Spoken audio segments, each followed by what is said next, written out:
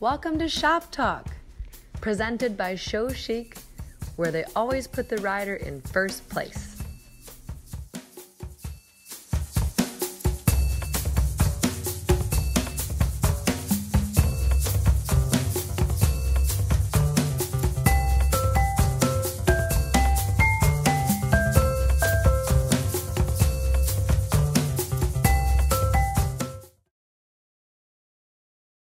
How are you?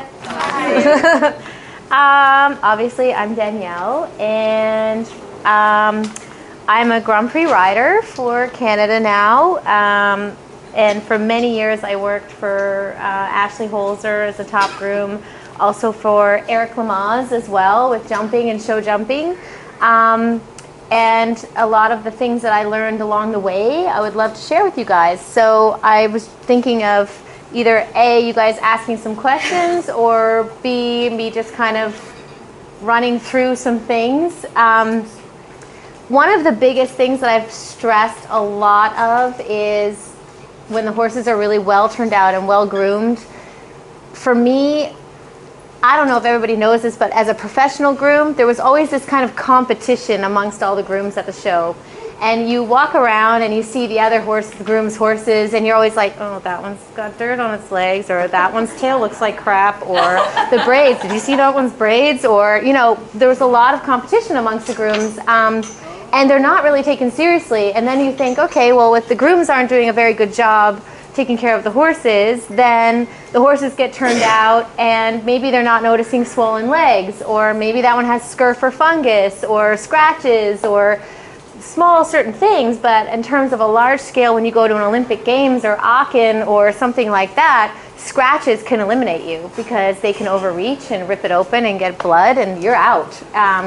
If the horse is not feeling well in the stall and doesn't get the magnetic blanket properly, if the groom doesn't braid the horse, for example, I was at Aachen and I hear Ankie van Groespen in the barn, and the horse was painted black. He was very nervous at the show and wasn't doing so well, and she came in and she was very upset with the groom because the groom braided the horse 30 minutes before she was getting on.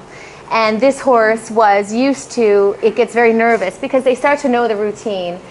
Normal shows, quiet shows, it's not so stressful for the horses, but when you get to these major games and major events where it's high stress, high intensity, hard work, they start to know the routine, and they start to get stressed with the routine. They start to know what's coming, that they're going to have a big output in themselves. So sometimes braiding certain horses 3 and 4 hours before they actually compete can help them to kind of come back down to normal before you get on. And a lot of people don't realize that. So silly things like that actually can make a difference between you winning or losing depending on the groom you have backing you up, believe it or not. So a couple of things that I wanted to touch base on is somebody asked me a little while ago with clipping. You know, for me in Florida, as all you I'm sure are aware, is fungus, scratches, scurf. It's the bane of everybody's existence here. I don't have one horse in my barn that has any of that. And the reason being is I have very good grooms who are all, I brought a bunch with me, who have been with me for a long time. And some of the tricks that we do to prevent that is we keep the legs clipped very short. In Florida, nothing dries. It's moisture, humidity, scurf, scratches, everything starts underneath the hair, right? So we clip the legs often, way more often than we clip the body. We keep it very short, just to the knee, for like a polo. And we wash the legs every single day with dish soap. Antibacterial dish soap. So the antibacterial kills any kind of bacterial, fungal infections that start. And it also is mild enough that technically you could eat it, right? So it's on your dishes. You should be allowed to eat it. That's mild. So dish soap is very, very mild. You can do the aloe. You can do all the kind of cool stuff. Sometimes Annie used to do like certain lavender breeze and all this kind of stuff. Yeah. She loves her certain smells that she gets. But the antibacterial one is the best one. I feel for Florida environments. So even if the horse doesn't even sweat, if they've got wraps or boots on, they've got some sort of dust or dirt or sand, and they've got sweat, they've got fungus. It's pretty much guaranteed. We scrub the legs with a glove. You can get a wash mitt at Publix, and you scrub it with dish soap really hard all around every day. You rinse them really well, and then no air drying. Air drying, bad. Air drying causes scratches. It's like you washing your hands every day at home and you never towel dry. They get chapped, they start to bleed. As grooms, we all have had bleeding hands. We've all had to go to the manicure place and get paraffin dips and dip our hands. I remember sleeping at night with bag balm coating my hands and wool mittens trying to sleep at night because my hands would be bleeding and cracked so bad from tons of washing and all the kind of stuff, not properly drying my hands. So with the horse's legs as well, you have to dry them. And when I mean dry, I mean like bone dry. You take the towel, you dry the cannon bone, you dry the pastern, and then where all the water pools down in the back where they get the scratches, you take the towel and you rub really hard and you get all in there. When you get the scurf on the back of the cannon bones, usually in the back legs, everybody knows what I'm talking about there, same thing. You got to clip it off. Usually their legs will get a little swollen after, so you got to spray the wraps with alcohol and try to, alcohol shrinks the skin cells, so that'll also shrink and help keep the leg down. And then really towel dry and keep them soaked. Sometimes they get it on their face, on the little rivets where the water pools you see in the front. Same thing, baby shampoo. They get their heads washed almost every day, don't they, girls? Even if we don't do the body with soap, we'll do the heads with the baby shampoo almost every day, almost really. And then drying with a towel really well. Tops of the ears, they get the fungus on the top of the ears. We dry the tops of the ears also. For this reason, most jumpers have 3 horses each, a groom. When I was working with Eric Lamaze, I had 3 horses and I worked 18 hours a day.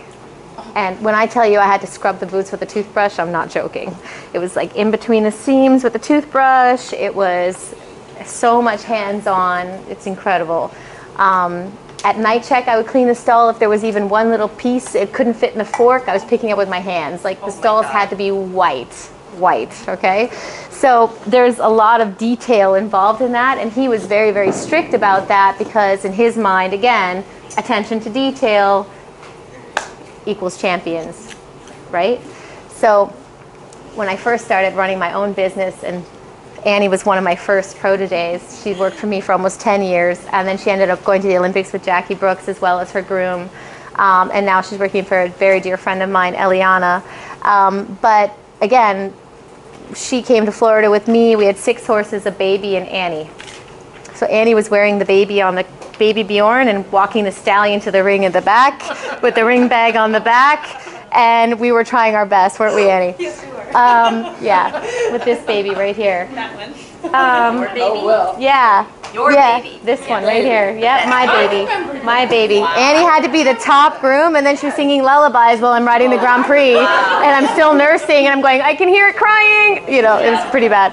But yeah, so Annie was amazing. But yeah, so the legs, to me, is the biggest important thing in Florida. If I can help any of you with that, we're really good at it, aren't we, girls? That we have no scurf for fungus. Same with the heads. Clipping. Anybody clip? Does everybody clip? Okay, clipping. Always in Florida, leave a saddle pad. I can't stress this enough. Everybody comes and they clip the saddle pad off, and then the horse gets scurf or fungus, let's say, which it happens. You can't ride them because there's no protection. So in Florida, I always stress to leave the saddle pad marking. This way, if they do get hives or they do get fungus, which happens even if you've tried everything and you're doing the best you can still keep riding. If you don't have protection on the back, the horse is sensitive, you can't ride, it's time away from training. If you're competing, you could actually have to scratch. It's not good, right? So we clip coming up to a major competition 3 days before, or even 2 days, because they're the most shiny up to 3 days. So if you're going to clip, do either 3 days or 2 weeks. 2 weeks, they get the little parts of their hair growing back, and it starts to get smooth from the hair follicle, and that's what makes them shiny. If you're going to go to a major event like an international competition indoors, like at the Royal Winter Fair, which I've done, we'll clip them literally the day before. So then it lasts for 3 days. They're really shiny. Everybody thinks you're amazing. Your horse looks amazing. And then they get dull and gross for 2 weeks. And then they look nice again. But yeah, so for clipping, I would suggest that. Braiding. Washing the mane before you braid. Everybody used to say to me when I was younger, don't wash the mane, it won't stick, you need it sticky. I can't stand when I see the braids as a rider, but even when I was a groom, and seeing the gray in between the braids from all the dander, okay? Right? It looks so bad, right? So I always stress that when they're going to the show, they get what we call a show bath. The show bath is they take their nails and they scrub the base of the mane so the neck, the base, the skin is clean. Then when I braid, you can use, we just use water, but you can also use a really good product from Miracle Groom that it's like you spray it on it and then it makes it kind of tacky and you can spray it and it makes it the hair so it's not too slippery. But then when the braids are done and you roll them up, it just looks like a nice dark color and they just look so clean and smooth. The other thing is I'll spray Garnier Fructis Shine Spray on the braids after I'm done. So I'll spray it on the back and then on the front and it looks so nice because it's like black and clean or whatever color your horse is, but it looks really, really sleek. What else did I want to say? I think for the white horses, alcohol is your best friend. It's like a magic eraser, right? We have a couple of grays in the barn, so if they have poop stains, it's so hard to get out. You don't want to do it every day, but I make them do it every day. So you just take alcohol and you saturate the poop stain, and then you take a towel and rub it against the hair, and it's like a magic eraser. It comes right out. Yeah, alcohol is your best friend for that. You what? So Juliet has a gray pony, so she has to do that a lot. Yes. Yes, because Mommy doesn't let you ride with poop stains, does she? No. Poop stains on ponies. No. I have a really funny story about Shoshine. Okay, so when I first started working for Eric Lamaze, I went into the barn. I don't know if you guys know, I'm sure you know who he is, but I don't know if you know the horse Cagney that he had. Was one of his very famous Grand Prix horses in the beginning.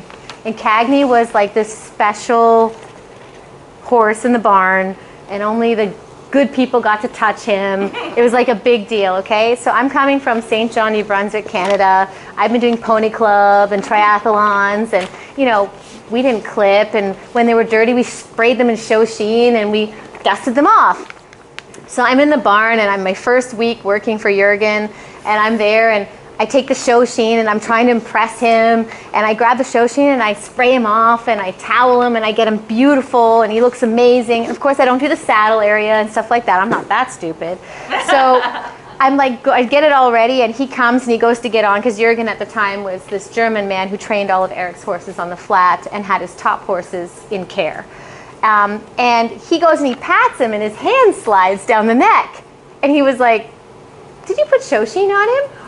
And I'm like, yeah, like I did, thinking how great I am. And he's like, never do that, blah, blah, blah. He was very upset with me, and I didn't realize. He's like, now I have to clip him. And I'm like, what? Why do you have to clip him?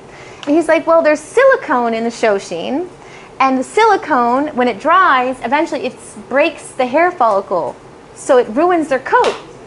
So it looks great for 5 seconds, and then it doesn't look great anymore. It ruins their coat. So that night at 9 o'clock, I was clipping. Yes. So I've always been now never put Shoshine on the body. Use it in the tail. We use it every day because it keeps the dust from sticking to it. We don't brush the tails in dressage. You want a big fat tail. Big fat tail means big fat back. Big fat back means I'm really strong. I've got a strong back. So theoretically, you want to have a big spine, big tail. It gives the impression that the horse has a strong back. So dressage, you want to have a big fat tail. If you don't have one, put a fake one in. That's what we do. But yeah, so we do Shoshine in the tail every day, but we don't brush the tails every day. We clip the tops. That's just my style. I like them to look groomed and see the conformation of the rump. But some people don't like that. Everybody's different. but I like the clipping up the top. We clip all the tops of ours. And then when you bang it, the most important thing is if you ever see a horse in the show ring and the bum is like this and the tail goes out, and a horse naturally carries the tail out. So if you're cutting your horse's tail and you let it lay against its bum and you cut the tail, then when they go in the ring and they're holding their tail out, now the tail is on an angle. I don't like that. I think it needs to look perfect symmetrically with the ground, right? So what I do is I always put my hand under the dock and I hold the tail approximately to where I think they're going to hold it, and then I have a groom hold it and I run my hand straight down, I grab it, and then I use clippers and I use a 40 blade, which is a surgical blade, and I go right across like that so it's bang straight. And you only do that once it's clean and brushed and dried, and then you do it so you don't have any little extra pieces. For the legs, you just use a 10 blade, but not a 40 blade, okay? Never use a 40 blade on the body or the legs. But you use a 40 blade for the tail. We used to use a 40 blade for the ears and the muzzle, but now nobody's doing that in dressage. Everybody's leaving the muzzle long, leaving the ears slightly fuzzy. I still trim it, but I leave the hair inside so they don't shake their head if they get a fly. But for the tail, that's a really good trick. They used to have my pictures of horses that I took care of in magazine articles, because Gamble was the horse that I took care of for Ashley, and he had a tail that was like this big, and there's pictures of it like this, clipped at the top and straight down and like bang with the ground, and it looks amazing. So that's a great way for your horse just to look a little more professional, a little more polished. All the mane on one side, flat, nice and smooth when you trim it. Mane flying around on both sides looks messy, untidy. So what we do is we braid it over. If we get horses that come in and the manes are flipped over on both sides, I actually take the hair. Here, Juliet, stand up. Let's show them how we do Prince's mane. Okay, so I actually take the hair. Okay, and this is a trick a Mexican groom taught me once, and it was amazing. Because I used to braid it, but when you braid it down to the end, it looks, again, pony club-ish. Nothing against pony club, but it looks a little unprofessional, right? What you do is you take the hair and you do your elastic, and then you make a hole in the middle and you flip it over and you go like, you pull it tight, and then you've got this tight little nodule, and you braid the horse, you do the bands all the way up the neck. When you do that, the horse looks like it's all braided over, it's all on one side, and that's how you train the mane. What I do with this is I leave it in for 3 to 4 days to train the mane. Oh, without braiding it? Yep, I just flip it. You could do like 1, 2, 3 braids and then do the band like that as well. You just don't want to do a lot. You want it, because then it starts to look messy. And then when you're riding, it's the braids bopping around. It looks a little untidy again, right? So you can either do it just like this, or you can do, sorry, Juliet. I know, I treat your hair like a horse. I'm sorry. My kids are always like, ow, mommy! And I'm like, okay, so anyways, you can do a little braid. Sophia's hair is already down though. I know, you have longer hair. So I'll do a braid sometimes, which is what I used to do all the time until I learned the trick of flipping it. And I braid it down to a certain degree. This is very messy because your hair is tangly, Juliet. But I used to do it like this, and then I would take the elastic and go up a little higher, like this. And then pull it tight, like that. So it just kind of holds it and bands it at the top. Leave it in for 3 days. Then when you take it out, don't trim it, because it's going to be all wonky from being braided, right? Wash it. Wait a day, let the mane relax, and then you go and you trim it with the scissors. I trim it so it's, personally, a lot of people when I grew up, it was like, never make the mane straight. You got to go up and down and do this thing. So we used to do the up and down in the jumpers, and then in the dressage, a lot of people now, they want it really straight.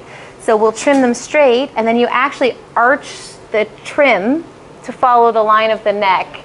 So then when the horse is round, he looks rounder because his mane is going like this.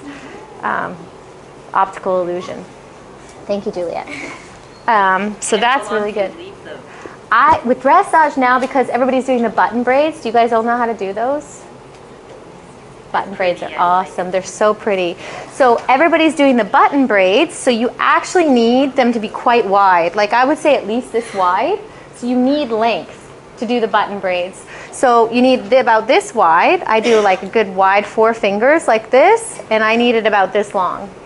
Yeah. Wow. So it's going to be long and flat, but then straight so it doesn't look messy. So we'll braid it, and then you roll it up, and then you squish it, and you want waves between the braids. Okay? And then you can make the braids farther apart on the top of the neck, so the neck looks bigger. If you make them further Yeah. apart, but fat, doesn't that shorten the look of the neck? You would think, but the waves, because they're so wide, when you squish it, the wave of the hair will actually roll up more. So that's a big trick. The smaller you make them, the more skinny the neck looks. You don't want a skinny neck in dressage, right? Right.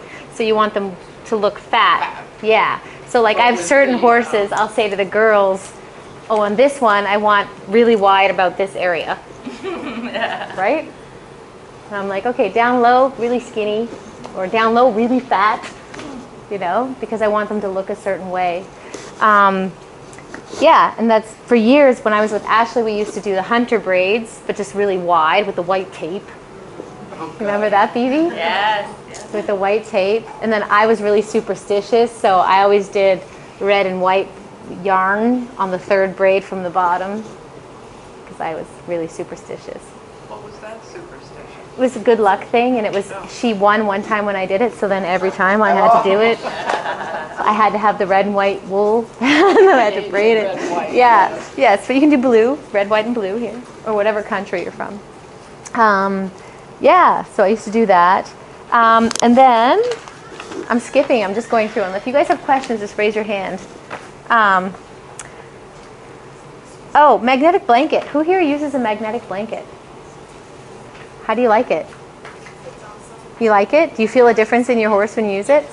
So something simple like that, which I say to my guys all the time, put the blanket on this one, put the blanket on that one. It sometimes can help you if your groom takes the initiative and does these kinds of things in the morning or maybe right before you ride. It actually kind of warms up the back for you. So for me, I have 10 horses to do a day, 12, we have 22 in training. My girls get to ride a lot. So, you know, the more we can help warm up the back muscles and speed up the warm-up process and make the horse comfortable. Some we have are very nervous, so there's actually a relaxation setting on it. What do you use yours for? Do you use Just warming up the back muscles. warming up the back muscles, right? Some of these things I don't believe in. I've tried them and I don't feel a difference, but this thing I do feel a difference.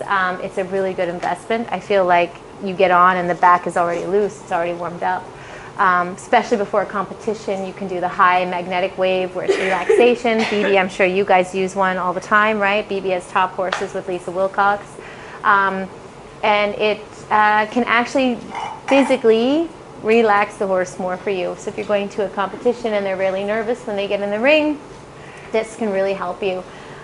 So that's where you rely on your grooms to take that initiative and to help you to prepare your horse. If you're doing it by yourself, you can do it by yourself, but I really believe in it.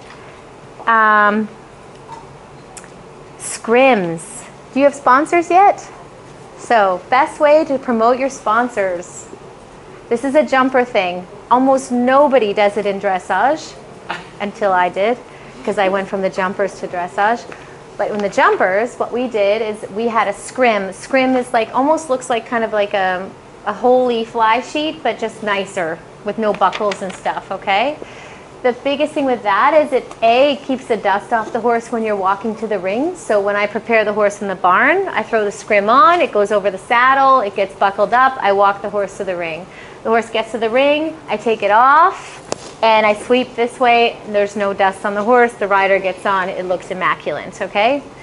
If you have a horse sometimes with sponsors, you have, like, let's say for example, Ashley had Farm Vet as a sponsor. So her scrims had the Farm Vet logo. Or if you have another sponsor, a great way to promote them is with the logo.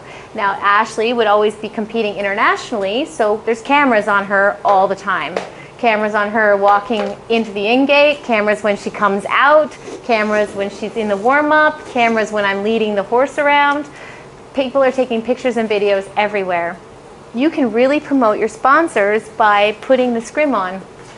I actually wear my scrim on the horse's back, and when I go to get on, I fold it back and I sit on it and I let the back stay on, and I walk at least 2 to 3 laps around the warm-up with the scrim on, with the sponsors on the back. Yeah. When Ashley would come out of the ring as the groom, after the stewards checked the horse, I give the horse a treat. In the jumpers, we were allowed to do it right at the gate, but dressage we're not. They have to actually check the bits first and check that there's no blood. We give the horse a treat, and I throw the scrim on in front of the cameras. I drape it over the horse's back, the horse wears the scrim, and we walk out. So then, again, advertising is free advertising, and then it makes your sponsors very, very happy. So if you are trying to get sponsors, being a young rider or a junior rider, that's a really good way to help promote them. The other thing with dressage is in FEI competition, only one person is allowed to touch the horse when you come out of the ring. You can't have 5 people going and take your polos off and do all that kind of stuff. Only one person. When the horse comes out of the ring as well, you can't, or anybody, nobody can touch the horse until the steward has touched the horse. National as well. Really? They're not supposed to touch it. So they're pretty nice, and they're very educational at these shows, which is really great, and they try to educate the riders. But in an FEI competition, they're much stricter about it. So you have to make sure the horse comes out of the ring. Nobody touches the horse until the steward touches it, checks everything. You don't get off until they've checked your spurs. Then you ask to dismount, you get off, and then again, you throw the scrim on or whatever you're gonna do. Yeah, so that's about it. What else we have? Anybody have any questions? Before I'm running from subject to subject here. Can you talk a little bit about shipping and how you prepare the horse for like a long, I guess, Like Tokyo coming up? yeah. Yeah, absolutely. Because we ship horses from New York, let's say, to Florida, which is 21 hours in the trailer, straight shot. Could be almost 30 hours if you're by yourself and doing multiple stops. What I was always taught to do is we'll do obviously GastroGuard or UlcerGuard a couple of days leading up to it. We also do mineral oil just to kind of help keep everything loose so they don't get impacted, because a lot of the time they don't drink unless you've got a horse that's a frequent traveler and he knows to drink and he's familiar with it. But you know, we have a lot of young horses that come over, they're stressed, they don't drink, things like that. So we'll do about a cup of mineral oil in their food each feeding a full day before. I'll do electrolytes in each feeding as well. I'll kind of amp up the electrolytes. Some people even go as far as tubing their horse before with electrolytes and fluids and mineral oil. If you know it's a stressful traveler, a stressed traveler, that's a good idea. But I usually just do some mineral oil in the grain and electrolytes and GastroGuard or UlcerGuard, whatever that horse is particularly on. One thing I think people forget is when they arrive here and they've been awake for 24 hours minimum, not to mention the time before and the preparation, the loading, the unloading, they're tired, but their immune systems are incredibly low. And a lot of people, one thing to get on and stretch them out and make sure they're loose after traveling, but a lot of people forget and they work them really, really hard. And then they sweat a lot, they lose more bodily fluids. Making sure your horse has enough time to recover from the travel is, I can't stress that enough. I've seen so many people do that, then they get shipping fever, they founder, they get shipping pneumonia, all these kinds of things. They suddenly get a fever 3 days after they arrive, they get a virus. A lot of the time it's just from stress. They're much more susceptible to picking up viruses than you think. Doing layovers on the way down, a lot of people like to do that. You have to be very careful where you go. There's multiple horses en route coming to Florida. There's multiple horses with viruses coming to Florida that have been in the stall before you. So, you know, we go to certain shows when like the big virus that was going around, the H1, the neurological virus, you know, we would go to shows with like a weed killer machine and we would sit there full of bleach and we'd spray out all the stalls. We bleach the trucks before we would get on, stuff like that. So again, sometimes flying, I find they actually are less stressed because in the air it's very quiet. They don't move. Traveling on the road, they're constantly muscling, right? Stop, start, turn, stop, start, turn all the time. There's a lot of airflow. They can't lower their heads, which again, if you have a horse with tie-back surgery, that's really bad because then all the dust and mold and mildew, everything goes right into their lungs. They get shipping pneumonia. Shipping pneumonia can cost as much as a colic surgery or more. So it's not a good thing to happen. So when we fly with the horses, Annie and I have both flown with many horses. Once they get in the pallet and you take off, they're actually very quiet. They don't move on the plane. The pilot's got it all climate controlled. They kind of rest and sleep a little, and then they land and then they get out. But it's on the ground, I find it's much more stressful for them. So you really want to make sure you give them the appropriate amount of time to recover when they arrive here. They're not. Yeah, my horses are bubble wrap. No, just kidding. My horses always go in personally because I know my grooms are doing it and they travel with them en route. My horses don't travel alone, so they either travel in the trucks with them on bales of hay and sleeping bags and their laptops, or they are hammock.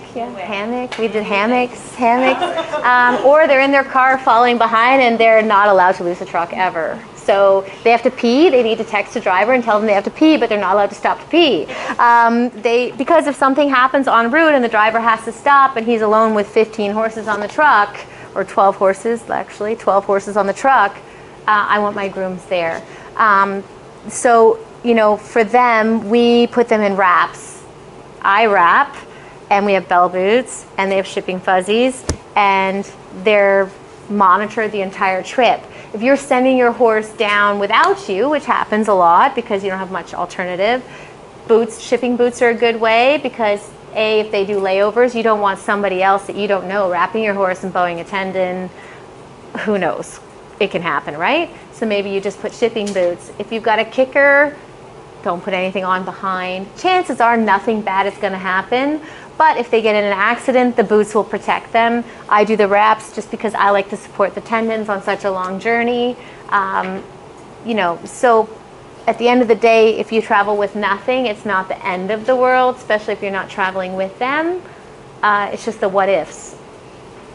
So for me, I was always dealing with $1 million horses. There's no what ifs.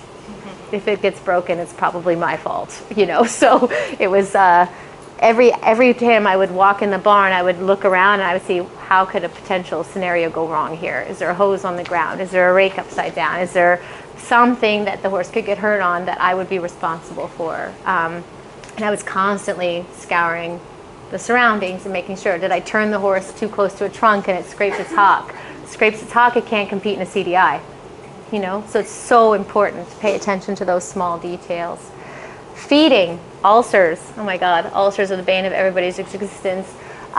Feeding, I feed grain 3 to 4 times a day. I feed hay 4 times a day. Small meals, little and often. I feed water in the grain because I want my horses to drink while they're eating. They're not allowed to eat unless they drink. It also mixes the supplements within it, so then they don't lose it all. That's a trick I learned with the jumpers. All the horses got wet grain. All the supplements got mixed in, and we fed 4 times a day. So we fed again at 9 o'clock at night. Yeah, it was good. And then, you also reduce the risk of impactions, right? Because it's not getting all gummed up inside. Yeah. Any questions? Like anything else? Anybody? What about your daily routine for grooming? Sarah? So Sarah takes care of one of my top mares, Golden Girl. So basically Sarah comes out in the morning, she feeds her, and then she puts her outside. I personally like my horses turned out before I ride them. It's not always what we can do, but I just like them to go and roll and crack their back a little and be a horse. So I personally like them all turned out before I ride them. But Sarah, you feed her, you turn her out, you bring her in. All my horses are trained to pee. So if you ever have, okay, so you go to the gym and you try to do sit-up squats and you got to pee. It's really hard, right? So working out is dressage, right? Dressage is working out. It's really hard to make them sit and crunch and collect when they got to pee. So we basically have a routine with all our horses where they come in, they get brushed, they get poloed, and they get put in the stall.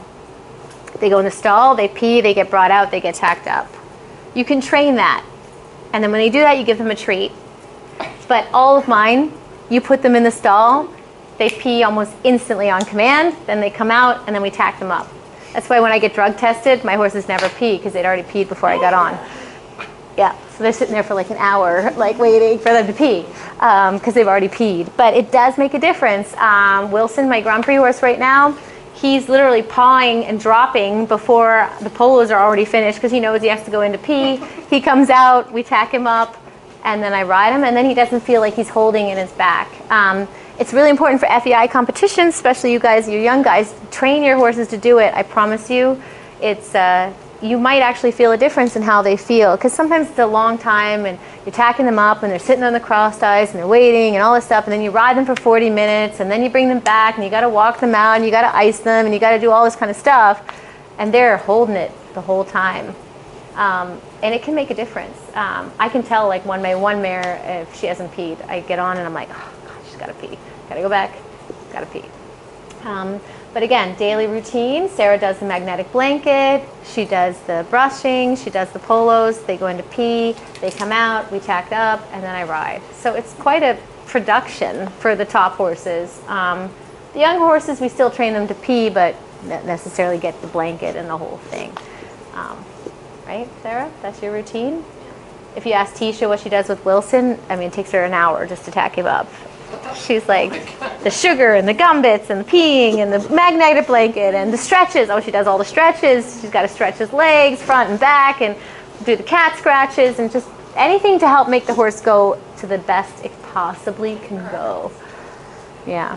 How long does the magnetic blanket go on? There's different settings. You can do just a magnetic wave, which is magnetic therapy without the massage. So you can do 20 minutes, let's say, and then the massage is, let's say, 10 minutes. There's all different settings. You can do a relaxation setting. You can do pre-workout. You can do post-workout.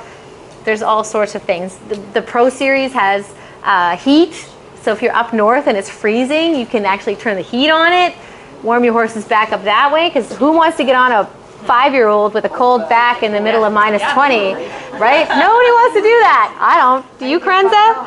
No, that's why she lives to Florida. That's why she lives in Florida now. No more -20 cold back 5-year-olds, right? So it warms them up. It's mostly about 20 minutes. I would say, right, Sarah? Or what do you do? Goldie gets the longer one. Hers is 40 minutes. Because Goldie's spoiled, so Goldie gets the 40-minute one. Yeah. Goldie gets the 40-minute one. And what is Goldie setting at? PO6 is the relaxation massage. Relaxation massage. PO6, she's got it memorized. So there's programs, PO1, PO2, PO3, PO4. And then if we go to a show, sometimes she'll get it after the show as like a post-workout. So it does like a bit more stronger massage maybe, make sure the lactic acid doesn't build up in the muscles, which makes them sore. Because usually when we go to the show, we have to go for 3 or 4 days of a weekend, right? Especially if you're doing a CDI, you got to keep going. But yeah, so that's good. Any other questions about anything? What else did we have on my list here? Do you guys see the articles? These were articles that I wrote a long time ago when I was like 20-something. Oh, Cowboy Magic. Buy it. Buy it. Okay, so I do Cowboy Magic. I wash the tail. So the tails get washed 3 times a week with Pantene shampoo and conditioner, just the tails. The sheer volume usually is what we use to make them poofy. And we wash the tails often, probably more often than we wash the bodies. And then after, while the tail is wet, you put the Cowboy Magic in and you comb it with the Cowboy Magic while it's wet. Then it doesn't break as much. When it's dry and more brittle, it breaks. So we do that often. The Cowboy Magic is our best friend. We go through bottles of it. It's very expensive, but it really, really works. What? Baby powder? If your legs aren't clipped in white, then we use baby powder, but technically your legs should be clipped in white. You can do bringing ring bag to the ring. Do you guys bring a ring bag to the ring? A ring bag. When you go to compete, do you have a bag? Okay, so some essential things. Don't tell anybody this, but boot polish is a really good thing. If you get a little nick or a little rub, you put a little boot polish. You kind of cover it up if they've got a little bit of fungus or something going on. If you've got some scratches going on, some sort of talc powder, baby powder, you're not allowed to change the color of the horse legally. So it has to be whatever color the horse is. Okay, so if you need to put a little baby powder on before you go in the ring last minute. We also have like extra nose bands in the backpack. I don't know, you guys saw Adrienne Lyle's nose band broke in a big competition, and her groom happened to have an extra nose band in the backpack. You know, yeah, extra gloves. Your horse is sweating, your reins are starting to slip. You're like, oh my God, I can't hold on to the reins. I got to go in the ring. An extra pair of dry gloves really helps. It happened to me last weekend, actually. Liquid Band-Aid, great stuff. I like that, right? You just can't change the color of the horse. That's the most important thing. One year this rule wasn't really enforced yet, and we were at the Royal Winter Fair, and Ashley was doing the freestyle at night under the lights in the Coliseum, and I put glitter all over Imperioso's rump so that when he went in the ring and he was glittery, and everybody was like, oh my God, he looks amazing, whatever. And then the steward came up later and was like, you're not allowed to do that. They were very nice to us, and we didn't get eliminated because it was a rule that was just starting to be about to be instated. But again, changing the color of the horse is really bad. Those little blingy things you put on the braids, also you'll get eliminated. Nobody realizes that. They shouldn't even be selling them because of that. But people put them on, you get eliminated. Yeah, it's very important to know those small little rules. Stuff, but they can't. That's right. Same as now there's new rules with, you probably know, with the sponsors. Even in national competitions, USEF competitions, you can only have one sponsor on your saddle pad, and you have to also, if they really wanted to ask you, show some sort of proof of sponsorship, which is a new thing because they didn't have that before. You know, being at the ring, taking your polos off, I always like to do that 10 minutes before. Gives the horse time to calm down. If you need to do it a little bit more than that, I have certain horses that get really nervous as soon as you take the polos off. Suddenly they go, oh my God, I'm going to go in the ring. They get really up, right?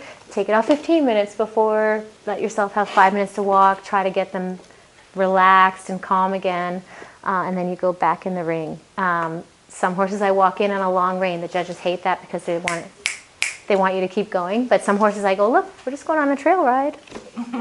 Long rein. You don't have to go in all fancy, showing off, and try to make them all powerful and get a first impression. Some horses need you to go on a long rein, like you're going on a trail ride. Go on a long rein. Let the horse relax around the outside. They're supposed to enjoy the ring as much as you and as much as they enjoy the warm-up, right? So for me, the making sure that they enjoy the ring and are not afraid of the ring is really important. Nothing should change. My own personal feelings. But I've been on many horses that I've gotten that I haven't trained, and I get in the ring and they're suddenly like Godzilla. They're like, oh my God, you can't touch them, you can't ride them, you can't bend them, they're scared, they're terrified, they think the ring is this most horrible place because they've only been pressured in the ring. So I try to go in there and actually, forgetting the score, just go and ride them a little lower, ride them a little softer, ride them with a little less power, and just kind of relax them in the ring. Because at the end of the day, we have to help them deal with their stress, right? Currying. Curry. Can't stress that. Even if you're running late and you only have 5 minutes, curry them. If you break the hair follicles will become smooth and they'll be more shiny. So, no, even if you're running late, we still curry, no matter what. I'd be like, okay, we got to get on in 5 minutes, throw the tack on. And he'd be like, hang on, I got to curry. You know, curry, okay? Do it with 2 hands. Two hands. And and the other thing we do, okay, so there's a metal curry comb that everybody goes, oh, that's so mean, it hurts them, blah, blah, blah, blah, blah. Okay, so the metal curry comb has a couple of functions.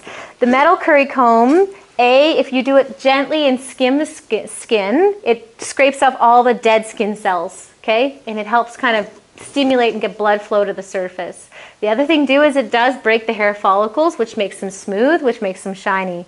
The other use is when you have your blankets on, because you have to fold your blankets beautifully on your stall door. It looks really bad when they're covered in shavings, right? Yes, it does, Danielle. It looks really bad. So what we do is we actually take the metal curry and we scrape the blankets while they're on the horse in the stall. And it just comes off way better than a dandy brush. Don't use a dandy brush. Forget it. You'll be there for hours with the dandy brush trying to get the stupid shavings off. Take the metal curry and it literally just scoops them off all the way off the body.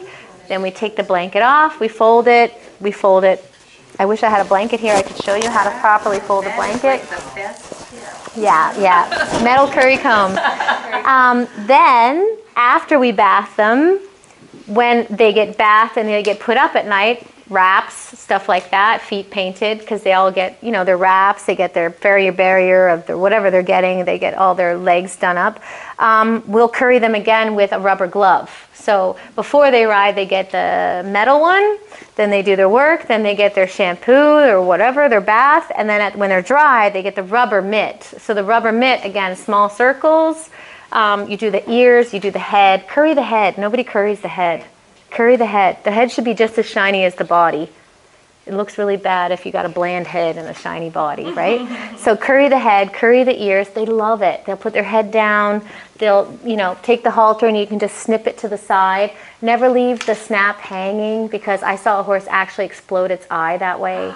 The clip was down hanging and the groom was brushing, and then she walked away to grab something and the horse shook its head for a fly and the snap went up and literally imploded the eye. Lost its eye. So always I walk by and I see it hanging and I'm like, and I just clip it up, okay? So always clip it up just to the other side, and then you can have a grooming halter like that. And curry the head, they love it. They put their heads down, they love it, right? Like most of ours. If you have horses that have white on their face, Yeah. the hairs always grow faster than brown ones. Yeah. And they drop out faster. Curry the crap out of it. Makes it so you don't have to clip it. Yeah, curry it out. Also clip the white part. Just the white part. So we'll do that too. The, Yeah, so we'll actually take the small blades and we'll clip just the white part. Same with on the legs. If you have like a leg marking that goes to here and then it goes up a little like that, I'll clip to here and then I'll clip the white part like that. Just like up, like a trace. Whiter. Yeah, makes it whiter, right? What, Juliet, do you have something to say? Do you have a trick or tip? No? Huh? A tip. Oh, what kind of shampoo do you guys use on their bodies? Head and shoulders sometimes. Head and Shoulders is good. Or, what's the kind the antibacterial that they always advertise that you could keep your hands in? The dish soap or? Palmolive. Palmolive, That's yeah. what I use on the legs and the white to, Yeah, to see? do what you Very said. good, very I good. figured if it's good enough to soak Right. your hands in, it's not going to hurt them. Yeah. So, like for years when I was with the jumpers, we have all these $1 million horses and they're all really expensive and whatever. And Jurgen comes to the barn and we've got $1.50 Suave shampoo. And I'm like, why aren't we using like mane and tail and all these beautiful Cowboy Magic and all these fancy shampoos? And he preferred that because he said the pH was very low because it's so cheap. So it's a cheaply made shampoo and the pH balance is very low, which doesn't dry them out, because he wanted them clean all the time. Like he would come in with a glove at night and check them. Okay, so like they had to be clean all the time. So he would literally check them at night. I'd come in and be like, crap, Jurgen's in the barn, and he'd be like going around checking everything. We picked the stalls at night check as well, so that they didn't lay in their poop, make a stain or whatever. Yeah, crazy, right? So, but yeah, Suave shampoo, $1.50 a bottle. I use tea tree oil on Tea tree is on horses that amazing. have really coarse tails. Yeah, the and tea tree is really amazing. smooths it out. Yeah, tea tree oil is amazing. It's like a clarifier. Takes all the garbage off their coat and their tails. I would actually take Suave shampoo and then I would add tea tree oil to the bucket, and then I would, right before a show, or I'd buy the really expensive Paul Mitchell, stuff like that. And I would just buy it myself and I do the horses right before competition. It makes them really shiny. Do tea tree bath right before they show. We used to do it all the time. Be like, Annie, tea tree bath. Yeah, and they would get really, really shiny. What else? There's Oh my God, there's so much stuff I have to say. Take your brushes and put them in the washing machine. Yes, throw them in the washing machine on delicate, okay, short cycle. Wash your brushes like once a week. At the end of the week, your hoof pick, your main comb, your curry combs, your brushes, take them all, throw them in the washing machine, wash them the day before their horses are off, right, at the end of the day, and then just put them on a towel down so that it drips down, let them dry. If you're brushing a horse with a dirty brush, It's sort of. right, it all gets back into the brush. The other thing too is I would take the metal curry comb and we brush and then we scrape the brush and then you brush and you scrape. So the really good grooms brush, scrape. You hear this clang, clang in the barns like this. They're brushing and scraping, and then you take the curry and you smack it on the brush and all this dirt falls out. I've smacked my fingers quite a few times with the metal curry and it really hurts, so really hold your fingers back. But yeah, you scrape, scrape, scrape like this, and then you bang, and then you go and then you bang, and then you do that, and that actually takes the hair, the dirt that you just took off, it takes it off the brush, so then when you go again, you're not putting it back on the horse. Clean your blankets as well. Don't put a dirty blanket on the horse. Once a week, try to wash at least your cotton sheet, because then you're putting the dirty blankets on the horse. Just little things to help keep them cleaner, especially when you're at the show. Wash the blankets before. But washing the brushes, washing machine is awesome. Don't tell Maytag, but. Tell me how you do your braids again. Like, do you roll them? Do you use a rubber band? Do you use yarn? Okay. I mean, yeah, so you actually, if you go to Dover or Taqueria, they have this string, and it's like a wax thread. So you want the wax, it's like sticky, and then they have braiding needles. They look like a long sewing needle, but they're thicker with a blunt edge. So you band your braid down, tie it off, and then I actually take the elastic and fold the hair and band it so that you don't have the little pieces sticking out, because if you cut that when you're braiding, when you take your mane out, it's no longer straight and perfect and flat, right? So whenever I have the grooms taking out we have new people, I'm like, don't let that one take the braids out until you show them, because if they cut the mane, then it's not good. It's not perfect. So the rubber band is banding with a rubber band. yeah, just rubber bands. The really good grooms, you put all the bands in your mouth. Yeah. So you're in your mouth, you gotta like chewing tobacco, and you're like this with all the bands in your mouth, and you're like, yeah, doing the band, you're doing it like that. Yeah, and then when you're all done, you spit them in your hand, you wash them in the water bucket, and you put them back in the bag, right? That's what we used to do. Yeah, you have your own braid heads, don't share. But yeah, so you put them in your mouth because you're wearing your jeans, you don't have these stupid little braiding kits, which are kind of fun, but again, if you're one person, but if you've got like 10 horses, you're not going to put the braiding kit on it. You just pop in your mouth, you go fast, you braid a horse in 10 minutes. I mean, we could do a horse in 10 minutes. Yeah, right? 10 minutes. Yeah, so anyways, you braid them down. Then you take your wax thread about this long. You can do really long if you're really coordinated, but about this long, and you put it through the needle, not all the way down to the other side, just like a quarter, and then I just twist it so it doesn't come off, and then I feed it through the bottom, and then I take the braid, I fold it in half, and then I fold it in half again, and then I pinch it like a button, and then I take the thread and I go through the middle and back out, and through the middle and back out, and I pull tight. The wax thread will prevent the hair from slipping and getting loose on you. And then when you finally finish, you do 5 or 6 times, depending on how tight your braid is, you pull it out the back, and then you just snip it with scissors. There's no tying, no nothing. And they don't come out. Oh, it's wax. Okay, we need a demo. Wax thread, yeah. But it doesn't when you braid, you pull straight up, or you pull out that way? Yeah, so when I put it back through the other side like a button, When you're starting to braid, do you pull up to braid, or do you? No, she. I go down. You go straight down. Yeah, so I braid down like I braided her hair. How do you get the braid? When you roll it and you squeeze, it pushes the hair out. Yeah. It's the base. Yeah. Yeah. Doesn't so wide. Yeah. Yeah. So when you squeeze it really hard with your finger and like a button, and it looks like a circle now. It looks like a disc, and you punch the braid together, and then you do the needle like this back and forth, and you pull it tight. So you want the tightness to be in the very, very center. You don't want to do it up here, down there, over here. Yeah, in the center. I do them probably about that wide. Even on horses with shorter necks, because it's so longer. Yeah, I mean 5, 6 braids. Might only be 5 or 6 braids. Yeah. Wow. Yeah. So 5 or 6. it would really make a short neck look shorter. Yeah, it doesn't. It puts bigger. So, do we have any pictures? I don't get it. Look, Annie has a I get picture. what she's saying.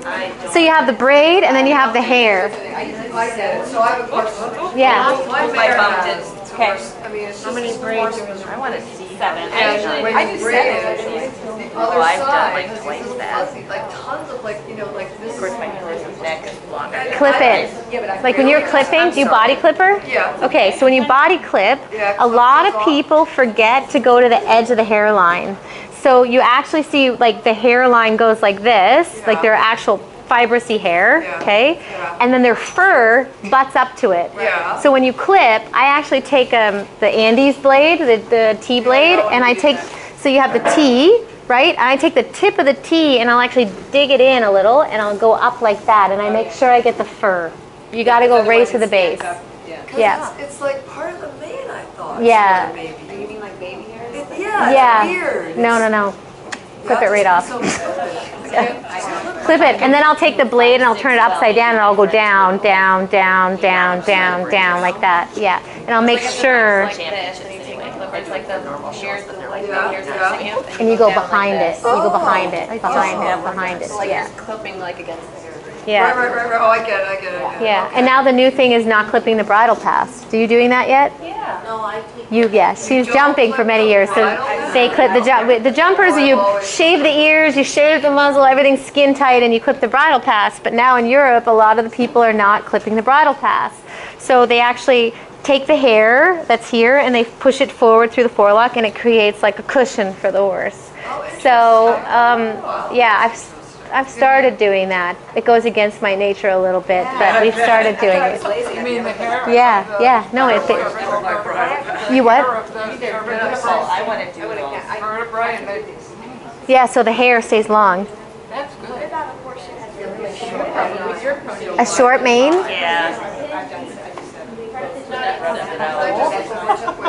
and you cut it or pull it, it just doesn't grow. Well, we had to roach it because the day before a show, our old horse decided to You could, a friend of mine had her horse chewed, another horse chewed all the hair. Right. So she went and bought little hair extensions and she braided it in for the braids. She cut them and braided it in. Well, so there's also, they wear out because of the, like the fly sheets. That's Yes. what mine is. So Yeah, or blankets. Exactly. Yeah. So actually, if you take you know when the horses get like the rubs from the blankets and their hair falls out? Oh, yes. Yeah. So an awesome jumper trick is, you know, like the no-bow bandages or the wraps, you know, the wraps you do for their legs? Yeah. What we used to do is we had two. When you put the blanket on, you put one on the wither. So if let's say the wrap is this long, right? And you roll it and you put it on the leg. Let's say it's this long. You put it on the wither, halfway up the neck. You put the sheet on, you fold it back. So now you have a cushion there. That helps with rubbing. And then also they get the rubs from the buckles in the front. You do the same thing. So you take a no-bow bandage or a poofy bandage, whatever you want, and you actually tuck it down. And all our horses had bibs. We called them bibs. And they were the bandage in the front and the bandage on the wither. I don't see that in dressage hardly at all, eh? But the jumpers, you had it. I mean, you walked around without it, you're a bad groom. Hunters that were so fussy. No, jumpers, when I first started in dressage, I was like, what do you mean I don't have a grooming stall? Where am I supposed to tack up? She's like, in the stall. I'm like, but they're gonna get shavings on them. Yeah, no, I had a grooming stall the next show, but it was a tack stall. Everybody had tack stalls. Nobody had grooming stalls. No, I go to the show and I had a grooming box and I had cross ties, I had mats, I had shelves, I had fan, I had everything. So I have to say that has evolved a lot in dressage now. You see a lot of the top professionals, they go and when they have many horses, they have grooming stalls, and we have grooming stalls at the show, yeah. And then you have a feed room, and you know, it's expensive. It costs a lot of money, right? But yeah, for me, tacking up in the stall, they get the dust on them. So that was bad. Yeah. But it's evolved a lot. Like I used to come and, you know, I had my first show, I had 7 horses by myself, and at 2 in the morning I was like clipping like a mad woman going, oh my God. And I get to the barn the next morning, I think I had 1 hour or 2 hours of sleep, and I'm like, oh my God, I'm trying to pack for my grooming stall, I'm trying to pack, and Ashley's like, Denielle, what are you doing? Relax, it's okay, we're just going to the show. I normally live out of the trunk of my car. And I was like, what? I almost started crying. I think I was like 24 or something. I just started, and I was like, oh no, we're going to revamp all the dressage grooming protocol here. But it does make everybody less stressed when it's organized and clean and packed ahead of time. Did you get the pictures of the braids, Annie? Yeah. And they're really simple. It's a lot easier than you think. Go get the wax thread. And the key with getting the arch, It's the wider the braid. is wide and then really push them up. Yeah. Fold it twice. As opposed to really. Yeah, you can make the first 2 top parts looser. It balloons. Okay. Yeah, make it a little looser at the top. The first 2. It's super easy to do, like, it's Yeah. easier than doing those hunter braids. Yeah, absolutely. And you gotta try to like pull your teeth and like. So you put a rubber band, and that makes sense because of Yeah. So we had a way to do this really cool. And good made is you would go down and band it, and then you would Give me spin your it around. information, And pull it because through instead of the old days when the hunter braids would go down. Yeah. This showing this year? Oh, neat. No, but I will in June. Oh, cool. Yeah, that's so cool. That's really neat. Braiding championships, but I retrained let them. me do it. But if I could show that I could do this, they'd We had be 2 like, that came in, and I was like, get them over. But you could just leave them. I mean, yeah, you could just leave it. I've been working with some Lusitanos recently, and they have really thick manes. So it's almost like a double mane. For example, I got a Lusitano that came in. Yeah, so he's a Lusitano. He came in, and he literally had 2 manes. It was right down the center. It was a full thick mane on one side and a full thick mane on the other side. Yes. So I clipped half of it off. Swear to God I did. Oh my God. Swear to God I did. Sacrilege. Yeah, sacrilege. He didn't have the long mane and all that stuff because he was more like a sport horse. But it was too thick, and I didn't want to pull it because it was sensitive, and some of them bleed, and I would have to pull it forever to get it to thin out. So when I clipped him, I just clipped half of it off, and then I braided him. That's hilarious. Yep, I used to have to do that with Ashley's horse Gamble at the time because he was a stallion and he had a big, thick crust and like his neck was this wide, and he would bleed when you pulled his mane. And he hated it. So and you can't trank him for it because he would be in FEI competitions all the time and for drug testing, etc. So I thought it was just more humane to just so I just clipped it off, and then right before shows I'd tidy it up, and great idea. nobody knew. Mane over. Yeah. And I Any just tips left. for tack cleaning that you use? Tack cleaning. Annie, you want to answer that question? Tack cleaning. I always use water to get all of the crud Yeah, off. you got to water it first. Sometimes I'll even, if they come in and they're just so sweaty and whatever, I Dip just your hose bits it in there. down. Yeah, hose it down. Dip your bits in the water buckets as soon as you take them off. Dry the horse's legs, dry the bridle off, get all the stuff off the bits, and then I use any sort of tack, what's it called? Soap, like Like the any sort of tack soap. on a Squeeze the- semi-dry sponge. Squeeze the sponge completely out. Sometimes you can either Squeeze it push out, like yeah. a towel around it. You don't so want it's the really suds. damp. Yeah. That leaves like this white film. I like the German guy one. Steuben, the Steuben Yeah, one. Steuben Steuben one is is good. really Yeah, good. Belvoir is good because theirs is like in a convenient spray bottle. You just spray it on a semi-dry sponge, and you just wipe it on. It creates this nice glossy glycerin kind of sheen to it. But like sudsing it up, I always find it's so much more difficult to get it off. Like you're like, oh my God, and then it's in all the little holes and around all the little buckles. Stick the toothpick through the hole. Oh, it's so annoying, right? So we just clean it with water, and like sometimes you see a lot of the grooms take a towel, a white towel, and then they'll wipe the leather with the towel with the water, and you'd be surprised how much comes off on the white towel. Saddles, we just kind of clean with a damp sponge, and then once in a while soap, but I don't do soap every day because I don't want my leather to get too smooth. I want a little grip or a little edge. And if you put a lot of soap every day on the buffalo, it becomes shiny, and then it's slippery. It's not good. That's not what we want. No. Do you do the, I don't know what it's called, in the orange spray can for the tackifying of your... Oh yeah, the glue. Stick tight. Glue. I love that stuff. You just got to get it off your saddle because it'll eat through your leather.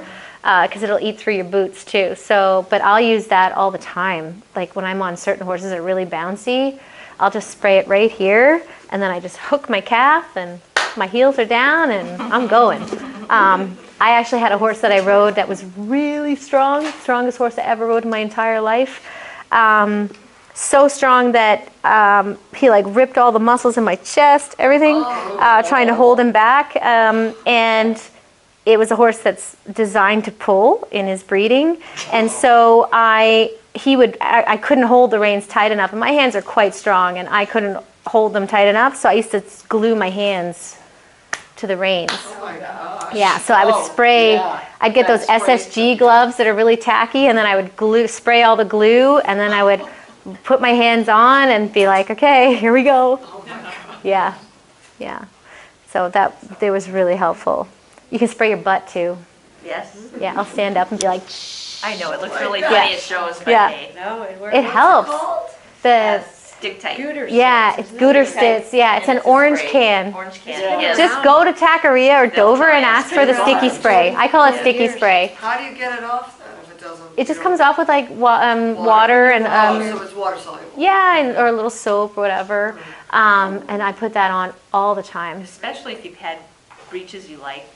But Yeah. the leather or whatever's getting shiny now. Yeah, that's a nice Yes. thing to read. Yeah, or your right? saddle. You know, Yeah. sometimes we have some used saddles, and over time they get a little bit smooth where the calf is, Right. and you don't want that when you put your leg on, your leg slips up because then your heel can't stay It down. comes in a paste too. I don't like it as much. No, You the can get a paste is little plastic thing. It's like tacky, and you put it on. But the spray, I feel like, is more instant. And if you do it on both sides, like your leg and the saddle, it's like a Velcro. It's not too Velcro. But try it, because sometimes if you put it on, you go to do the tempi changes and your leg is not really moving. Yeah. Like I had that problem. I showed the Pre-St. George on Sunday, and I was like, I need the spray. I put it on, and I was like, oh crap, like I got to get it off a little because I was trying, like I couldn't really swing my leg too much. Or you But for feel the your sitting butt trot, a it's bit, amazing. And the breeches stay, but your butt. Yeah, exactly. Yeah, you can move your breeches get stuck to the saddle, and you're moving inside your breeches. But I love that stuff. I use that quite often. Actually, I cheat admirably.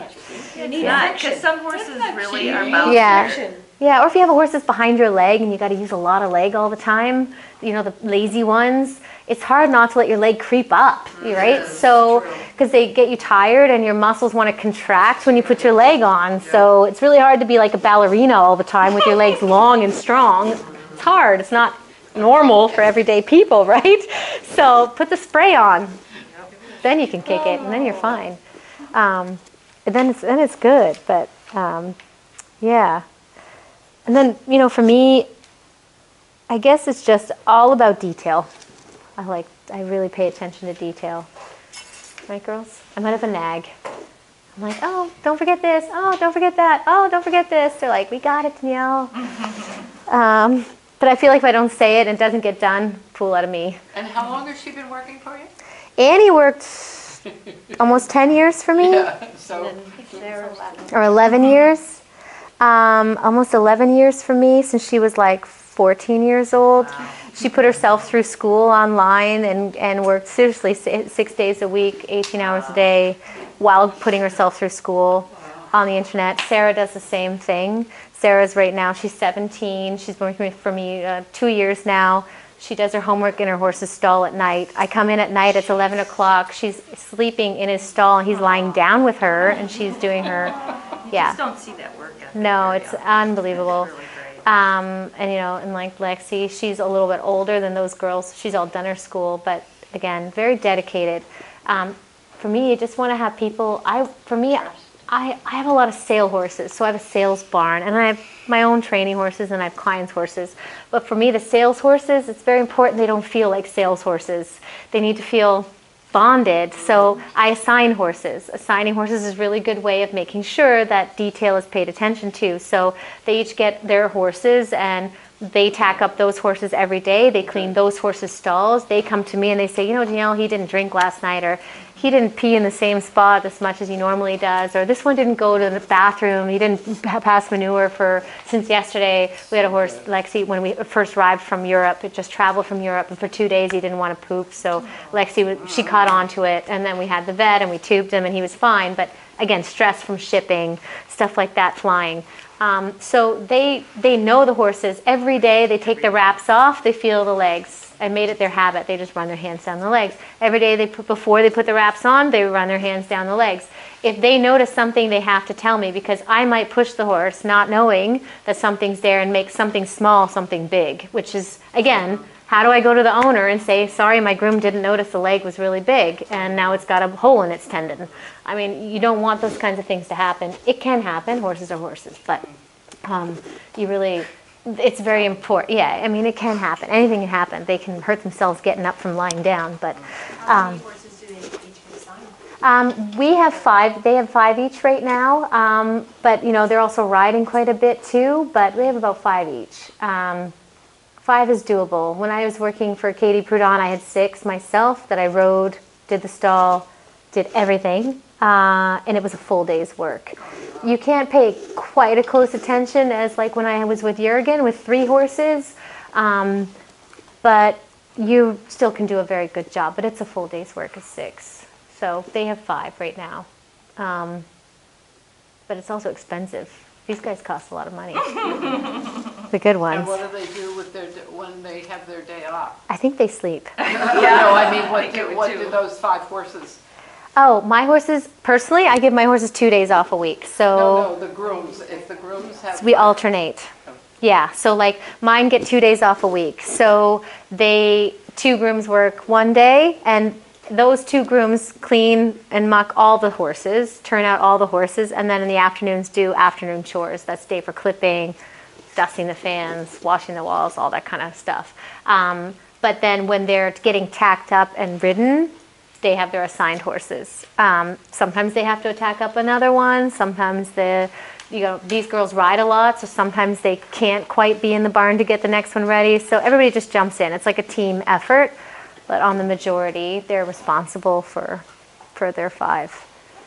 Right? Like Sarah at night, she wraps her horses at night. Lexi does the mag blanket on hers in the morning. You know. And then if the horses go badly, I go to them and say the horses are bad. Fix it. That's your job now. This one's too fresh, turn it out tomorrow. Or, you know, this one needs the blanket, and then they do it. You know, the grooms can make or break a performance, actually. I know from experience. Right, Annie? Yeah. Yeah.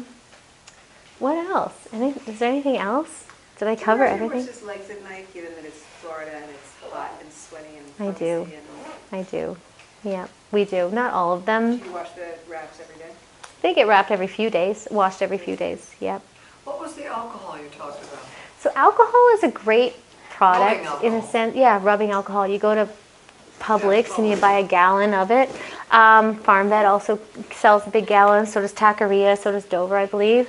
You put it in a spray bottle, and then you roll your wrap, you get ready to put on the part that's exposed, you spray the wrap. You can also do that with Sornomore. They comes in a spray bottle, spray the wrap. Just spray the wrap. That's how we did it with the jumpers. That's probably cheaper Yeah. than Bannex. Yeah, right? So, you know when you roll it and you're about to put it on, you have the exposed part, spray it with whatever product you want. Witch Hazel, Sornomore. If you're doing FEI competitions, you can only use Sornomore Performance, girls, by the way. Not regular Sornomore, it tests positive. You cannot use Vetrolin in FEI competitions, that also tests positive. A lot of the absorbing products, Vetrolin, nope. Menthol, could increase their breathing somehow. But alcohol is fine. Alcohol is fine. Witch hazel is fine. Do not put. No, do not put beagle oil though if there is any possibility that the horse has still got damp legs or damp hair, because then if you go and put water on that, it does burn. You will blister them.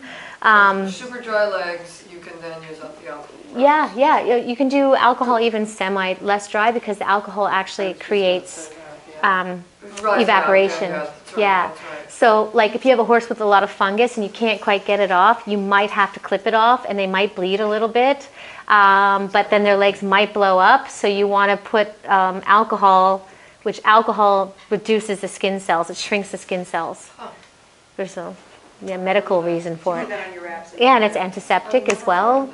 And we'll set up alcohol a lot of time, almost every other night type thing. And then if they work really hard, I'll do Sornomore. Tendonil is also great. Those work all really well under the back on track wraps. But again, you can't use specific products under the back on track wraps because it increases the circulation, so you can blister them.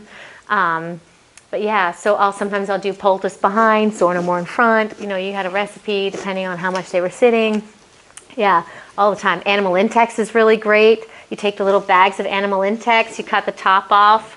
It's basically like a cotton thing that has some medicinal properties in it. You cut the top off, you fill it with water, and then you squeeze all the water out and you wrap it around the leg, and you wrap them at night. If they've done a big competition, especially at Global, the footing maybe is a little bit more firm than your horse might be used to at home. So you want to really take care of those suspensories because it doesn't have as much give, so they're straining them more. I put Sornomore on the back, but yeah, pack the feet. Hoof packing, Forstner's is awesome. Magic Cushion is great, but it's messy as hell. If they roll and sleep and it gets on their hair, you cannot get it off. Yeah, hoof packing. God, we take better care of them than us. Yeah, right? Oh my God. Yeah. Hoof packing is great. We do hoof packing quite often. Really? Yeah. Just randomly? Or if they've been on hard footing or they've been working really hard, it just takes the sting out. Like if you've been walking all day, your feet, sometimes if you're on concrete, your feet hurt, right? Their feet hurt. They're not used to that. If you've had them on softer footing at home. Do you use in the hoof pack? Forstner's is a really good brand. Yes, Soul Pack is great too because it comes actually individual packs and you just shove it in there. Not that. Yeah. Better than the cushion, because the cushion You just want to make sure Yeah. that you wash it out the next day because sometimes it can, especially down here, it'll make it too soft and they can get thrush. Yeah, so you got to get it out, wash it out. And wash it out the next day. When you wash the horse's legs, take the hose in the back and blast it and flush out the bottom of the feet. Every day. Really? Every day. You'll have no thrush. You'll never have it. Flush it out. And if you actually notice, if you're washing the leg and then you put the hose in the back and you hit the power, like you make it more power, you'll actually see all this stuff come out. It's crazy. But we wash the insides of the feet. That's a good idea. Yeah. You just lift up the thing. Like I wash down the leg and you lift them up. It's like picking their feet by putting the wash down. Yeah. Use the hose instead. And really that good, idea. really well-trained FEI horses with grooms, they pick up their feet all from the same side. Yeah. Because we don't have time to go to the other side. So you literally go up to our horses and you go 1, 2, 3, 4, and they do it all from the same side, right? And they actually bend them. They bend them right under. They go like this. Okay, here you go. Oh, Yep, all from the same side. Automatically. The first one, right, BB? Do yours do that? Yeah. Yeah. Pick the feet out in the stall before you come out, so you don't have to sweep it up after. So the grooms all have a hoof pick in their pocket. But they stay. I'll even go as far as combing the mane in the stall too, because I don't want the shavings from the mane. I don't want it in the grooming stall because they can't work in a dirty area, right? Yeah, all from the same side. If you ever watch, they go boop, boop, boop. They just pick them right up. Yeah, all from the same side. You don't have time to go around to the other side.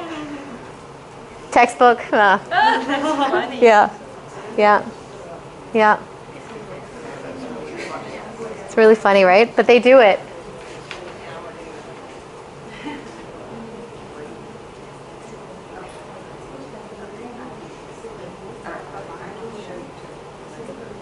Anybody else have any questions? Do you have anything you want to add? Shipping. Stand up. Annie, stand up. Annie's been to the Olympics. Oh, how cool. Sit up here. Shipping. Another really good product I have been using the past 2 years is called Quencher. Horse quencher? Thirst quencher. Thirst quencher, yep. To help them drink on the road. If you get them addicted to it, you will never have a dehydrated horse. And how do they get it adjusted? How do they adjust it?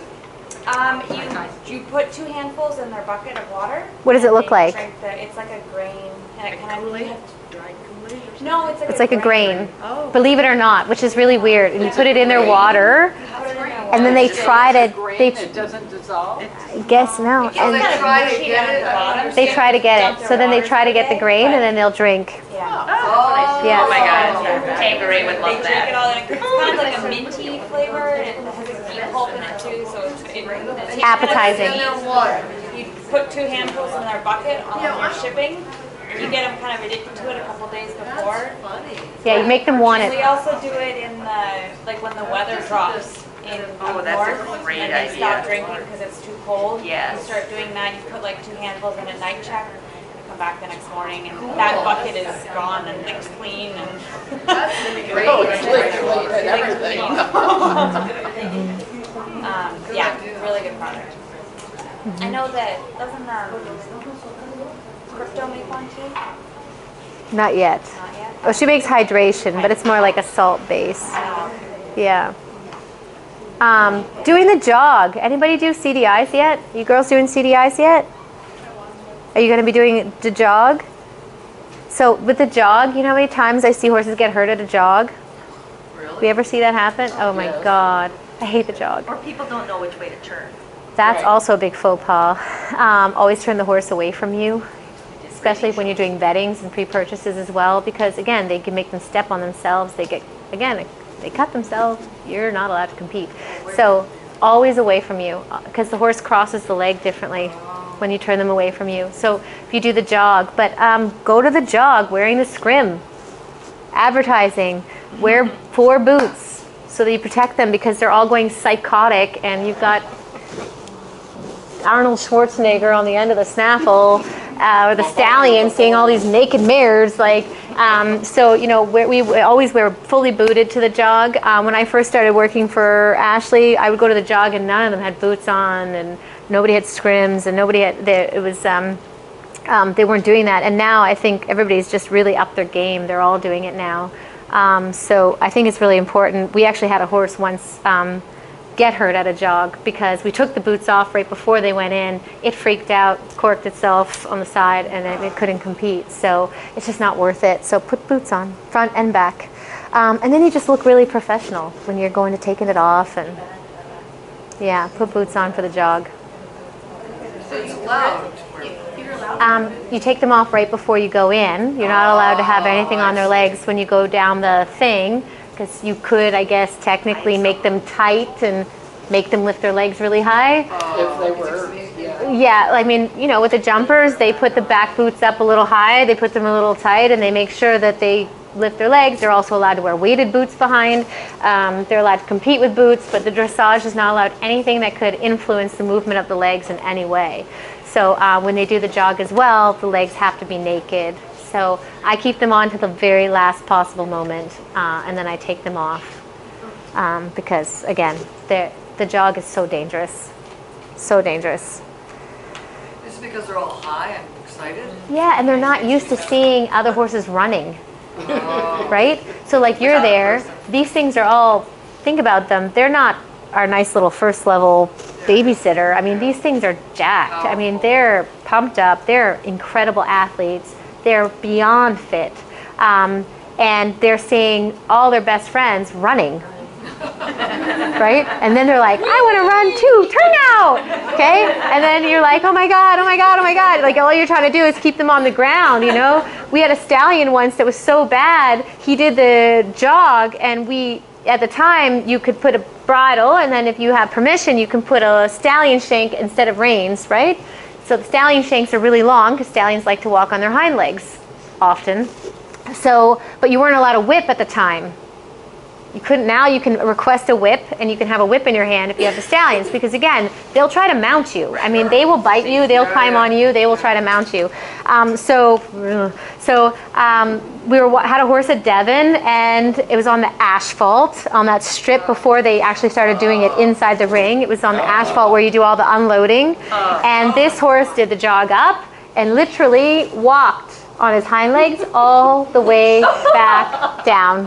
And they were like, well, this is the thing. She looks at them, she's like, do I have to redo that again? They're like, no, pass. Like, it was scary. Okay, it was scary. I mean, because again, they naked mares in front of them. They're all calling. You've got, at Devon, you've got all the babies calling. It's like a stallion's smorgasbord. I saw someone with a stallion that liked bananas. Yeah. So he carried the banana in the jog, and the stallion was like this. Yeah, because they'll try to nip you.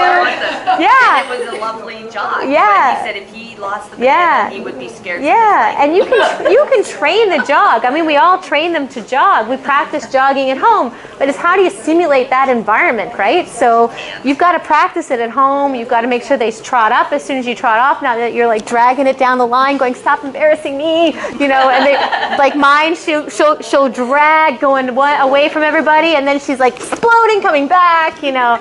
It's and then they kick out, and you got to really.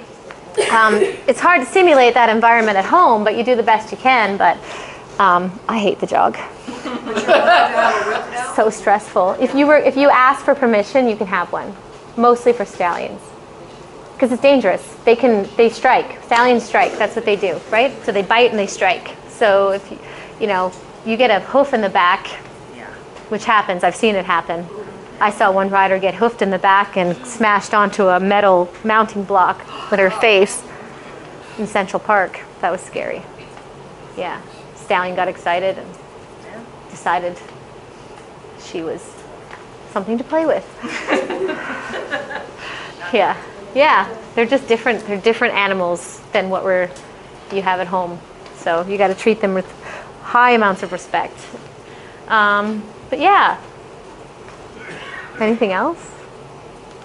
Blanketing? All good? Am I done?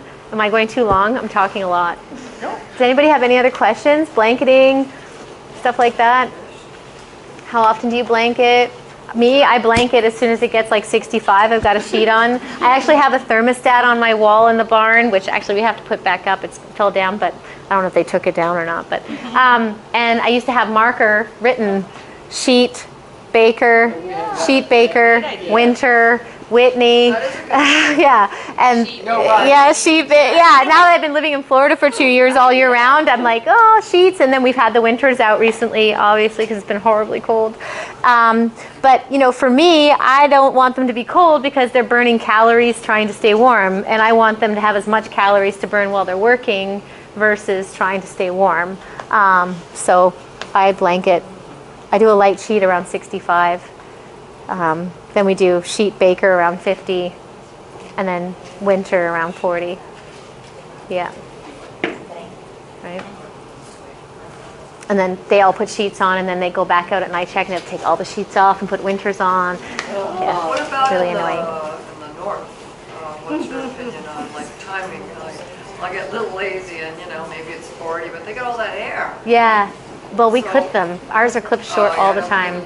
If I can take my hand and pull up the hair, it's too long. It has to be clipped off. Yeah. Even up north? Yeah. North? Yeah, because they're sweating. So for me, I don't want, when they're sweating and working, we don't have time to dry them out and walk them until they dry, and then they're in the coolers with the wet hair, and then they're shivering because they're getting damp and they can't dry off. So I keep the hair, even up north, the hair is very short. I'll put the quarter sheets on when they're training. But everything is kept very short so that they can dry fast. And then I just bundle them up. I do layers. Yeah, we do those big, nice Whitneys, the big wool Whitneys. They're so warm and nice, and they breathe. It's like a wool blanket. It's called a Whitney blanket. It's a wool blanket that you could like put on your bed almost. And it's about this thick, and they're yellow.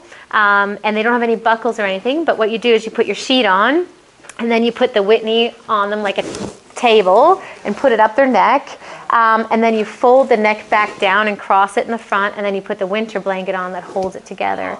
And so then they have this really nice neck thing, and then we have all ours embroidered where it says like, you know, Canada or the horse's name on the neck and the country on the side. Like it's a Whitney blanket. You can get them at Farm Vet.